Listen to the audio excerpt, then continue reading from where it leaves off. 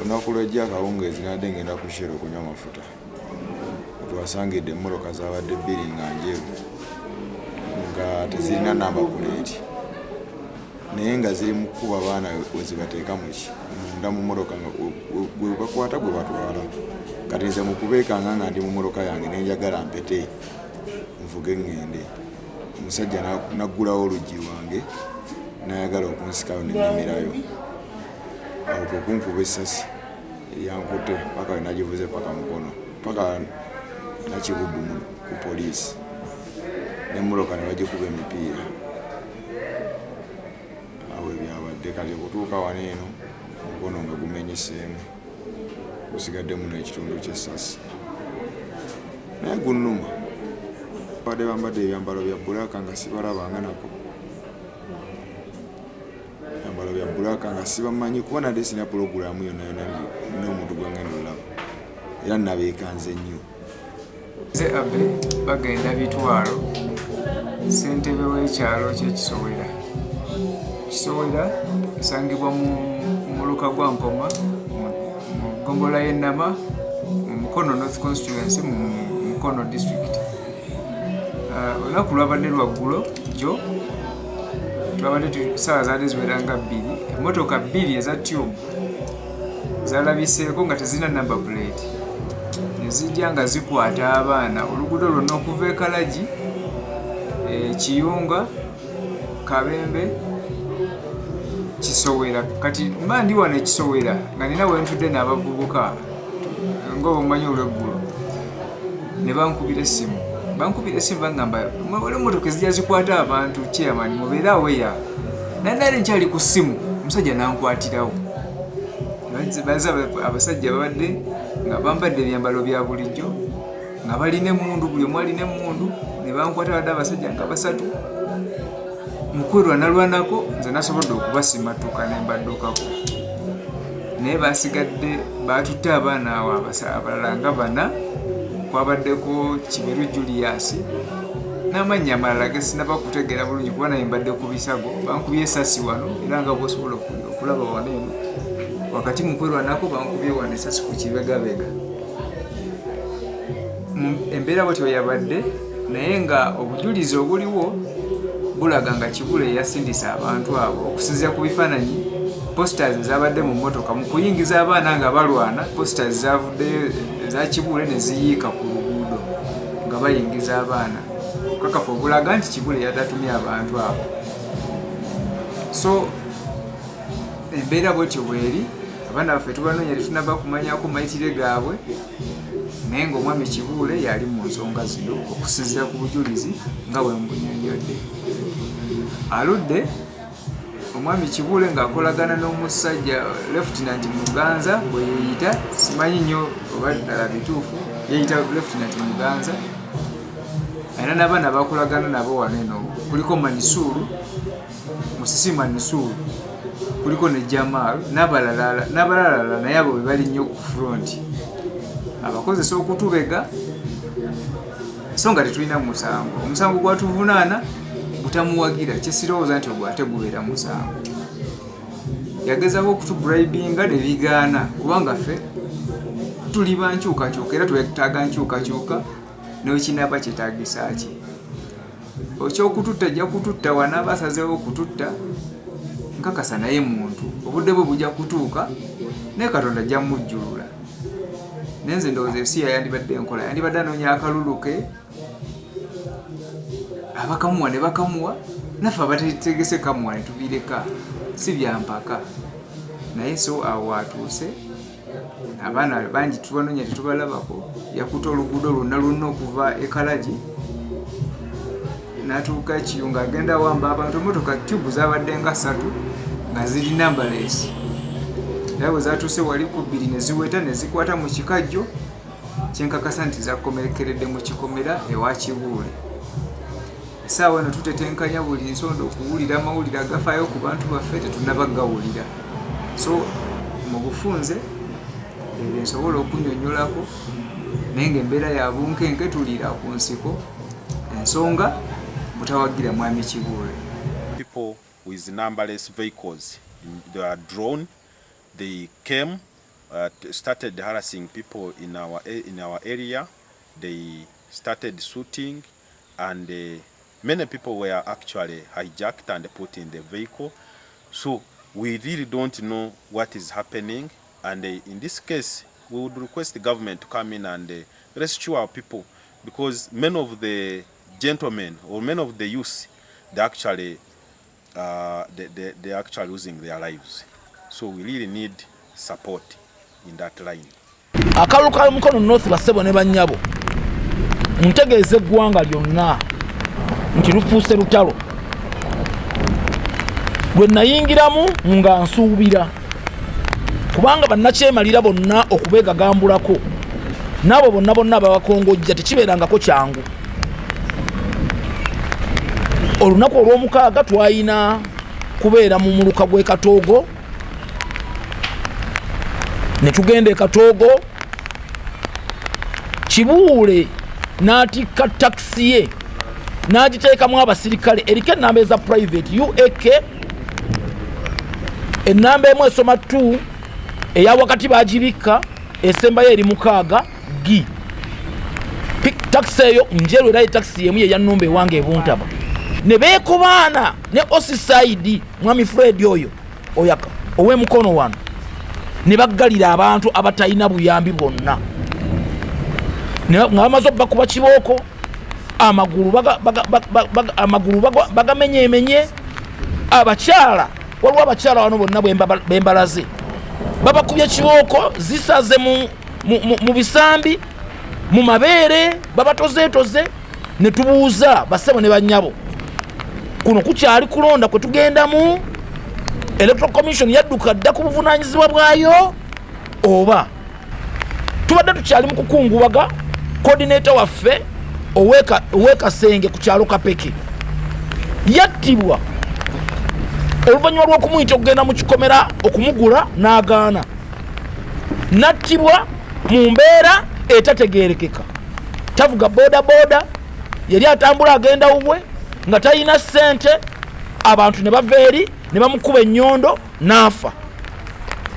Tukoowoola bekikwatako mu ggwanga muno, tukoowoola IGP Ochola, tukoowoola David Muhoozi, to bring to order abasirikale bammwe bemukozesa. Teri bajaasi bonna we bagenda nga nze mmanyi CDF takimanyi. Teri bapoliisi bonna we bagenda ne bakola operation nga DPC mu kitundu takimanyi. Mbakakasa bassebo ne bannyabo, tetugenda kudda mu kampeyini tuziyimirizza eza Mukono North okutuusa nga tumaze okuwalaawala mwami Kibuule, DPC n'abasirikale bonna betwategeddeko nga twatutte mu kooti. Ensonga ezo tuzikwasiza balooya baffe. Emisango gino twagiteekayo dda ku poliisi, tewali kyakwewozaako kyonna nti tebakimanyi. Mbakakasa bassebo ne bannyabo, campaigns eza Mukono North okuva olwaleero ziyimirizza. Okuva ku kyalo ku Lwomukaaga, bu video mwabulabye nga bawamba abantu, babakasuka mu mmotoka eya buyonjo etaliko namba plate, abapoliisi bagamba emmotoka eyo tebagimanyi. Twagikomplainingako dda. So tubakoowoola bassebo ne bannyabo, ebikwatagana ku Mukono North twetaagayo special attention. Eyo ensonga emu gye tusazeewo. Ensonga ey'okubiri, twagala akakiiko k'ebyokulonda kakozesa obuyinza bwe kalina. Kibuule bamuggyeko abajaasi baalina bakozesa ng'agenda atulugunya abantu. Ensonga ey'okusatu, poliisi ejje mu makkati esobole okutuwa obukuumi. Kibuule agenda akonkona abantu ekiro, bawamba abantu ekiro, batiisatiisa abantu. Ffe twayingira mu kulonda nga tumanyi kwa mazima na bwenkanya, tetugendangako mu lutalo, tetugendangako mu kulonda kuno nga tumanyi tugenda mu lutalo. Naye bw'onyigiriza nnyo ennyindo ogireeta omusaayi. Tetugenda kutunula butunuzi bassebo ne bannyabo nga batukolako ebikolwa eby'obutemu. Tetugenda kukkiriza kutunula butunuzi nga batutemula nga poliisi eraba nga yeekobanye ne bakandidati b'NRM abakulemberwa Kibuule ne Muganza. Amannya gano tugogedde emirundi n'emirundi ku poliisi mu statements ez'enjawulo, poliisi eganye okusituka. Twetaaga Grace Akulo amangu ddala okujja muganda we ku bwa CID e Mukono, kubanga yamuleeta specifically kuzanya bya bufuzi Mukono wano. Ensonga zino tugenda zitwala mu Professional Standards Unit, tugenda zitwala mu bukiiko obw'eddembe ly'obuntu obw'enjawulo. Akalulu kano Kibuule ne bw'anaakwata ku bisubi, ne bw'anaaserera ng'omulende, ne bw'aneesiiga biyoyiro biri byajja eri mu Bachina, ku mulundi guno abalonzi bamuganye. Atandise kutulugunya butulugunya bannayuganda. As far as Mukono North is concerned, lutalo lwe luliyo. Amagye gawambye process y'okulonda. Electoral Commission etunula, poliisi ewambye process y'okulonda nga beekobana ne Kibuule. Ebyo byenjogera mbirinako obujulizi. Kibuule alina ekkomera mu kikomera kye Mbalala e Kasenge gy'atwala abantu n'abatulugunya. Ffe tetugenda kukkiriza kugenda mu muzannyo gwa ekisolo kye bayita embizzi. Bw'obanga olwana n'embizzi n'oyingira olutalo lwayo, ye kusike kutwala mu bikyafu. Tetugenda kuyingira lutalo lwa bikyafu. Twayingira mu kalulu kano nga tuli sivo nga tetwagala tukimanyi. Nze Mutebi Daniel, ku lunaku lwa leero Katoogo abasajja bajja bafunye ku mawulire nti we baali olwedde bba baali batugoberedda. Bajja basanga tumaliriza, bajjira mu kimotoka ng'ennamba tetegerekeka, era ekimotoka ekyo kyawamba ne ku baana olumu ne bakyetegerezaako. Naye bajja twalina kandidenti waffe waggulu MP Kiwanuka Abdallah Kayongo n'asooka kka wansi n'afuna we yadda kuba mission yali yakutwala ye. Tetwagezaako okupanga stage mangu twangu tubaviire, naye abasajja baali bangi nga bamagye, mulimu abakubi b'embooko nabyo olaba batwala mukwano gwange kato n'engendo mutaasa. Abasajja baatukuba nnyo, bataddeko n'emmundu ne batutwala batusula mu kimotoka, mwalimu bijuisi nga bisiiwa, ne babituyiira ne batukuba ne batufumita amatu.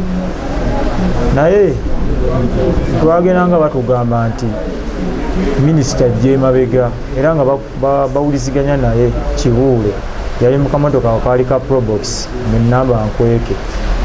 Najja ninowulira abagamba nti mbatwale mu kikomera, ntuuke wa kikomera mu kikomera wa Kibuule. Batutwala ku mwala nga gujjudde suweji nga munene, ne batusuulamu ne batugamba tuwuge, ne batwambula engoye zaffe zonna, amasimu, waleti yonna ne babitwala nga tusigala mu kapule kali tusigala bwereere. Ne tuwuga mu mwala naye nga guunyi oba gwali mu suweji simanyi na kumanya. Nga batukuba embooko ne batugjawo nga batuyisiza bubi nnyo, batunyiga magalo ne batusuula mu kidabo kabini ne batutwala ku poliisi e Mukono. Batukuba batugamba nti tetuddamu kwesembereza kiyitibwa NUP oba Kiwanuka Abdallah. Naye twamunamawulire tetugezaako ne twogera ekintu kyonna, ne tunayogera ekintu kyonna bajja kututta. Batukuba akabina konna konna, musaayi mwereere, amagulu muno munyingo muno batufumita ebiyiso, naye simanyi oba byaki muno, naye nga batuyisa bubi muno. Mukama yanamanya ebinaddirira, naye kasita nkyogedde wekyali siina kintaddemu kya bulimba, gonna mazima. Okuggyako n'omusajja atigomya abantu namulaba n'amaaso gano bamuyita Muganza, oba musirikale oba munnamagye, naye Muganza ye namulaba, namulabira ddala n'amaaso gange nga tuli ewa Kibuule nga bebamukuba tukuba. Oza wali bakutukuba masasi, ngenda owulira agamba bali nti temubakuba masasi mbaleke, tubajjeyo abantu balaba, bajja batubanja. Ekyalo kyonna kibadde kiraba. Kwaliko abannamagye ne bali mixed, bannamagye LDU n'abantu ba bulijjo, naye Muganza ye namulaba era yali mu lukwo lwakulembera abaleeyo abalala okutukuba. Emmotoka eyo namba plate mbuzeebuze, iffe nga ffe batwala abantu babiri mu mmotoka, naye bakomawo ekiro kuba batutuusa bagamba nti katuddeyo tukimene bali. Kati awo saamanya byaddirira, naye nga twali tuli awo nga balese n'abalala basatu bo tebaba bakuba nnyo mu kkomera gye nnali nga beekatoogo ndowooza bakolagana n'abapoliisi kubafe olwatuuka tetwakola statement tetwakola ki wabula okutuyisaawo n'okugiteekako emisango nti nina ebyembo by'amagye nina biki byesaalina ne batutwala obutwazi mu kkomera bakolagana n'abapoliisi era bakimanyako nti tujja yadde tukozesa statement n'emu ng'omuzi omusango wabeera kugulu kuno bakuba nnyo mu kugulu kuno era okulaba bwekuti wano waddugavu wano nebakuba nakana akongobule nnyo n'akabina yansooka balaga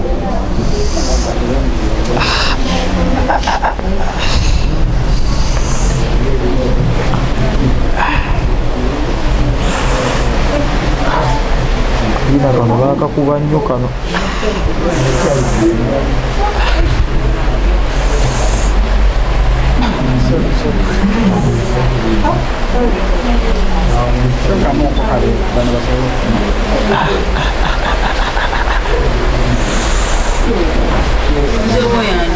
Ese nakiyimba Jalia.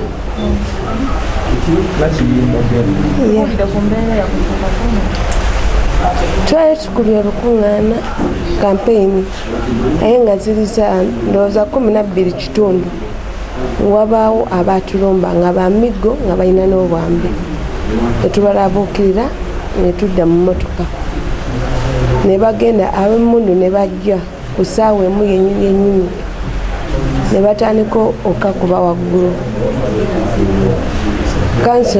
Kanso yali ava ku kimotoka atambula agende owakambe najja eyeetoloola emmotoka kuleki namunoonya bwe twali tuli awo abatya gaasi ne bajja ewakanyuka mu mmotoka mwe twali ne bagalawo n'enjigi tuziyirire omwo tufe naye jama eyali ku mulyango n'akuba oluggi ne lukola ki ne lugguka era kyeki nekivune kyemulaba n'ekirala kiri wano mu lubuto olw'okuba sisobola kweyambulawo naye nga batuyisa bubi twayisibwa bubi nnyo naye ate nga tetulina kyetubakoze kuba olukuŋŋaana lwaffe lwalimu awo kyekitundu mpulira bubi sigenda bagamba ki naye mpulira bubi n'olubuto ekika kyayingira munda mpulira bubi.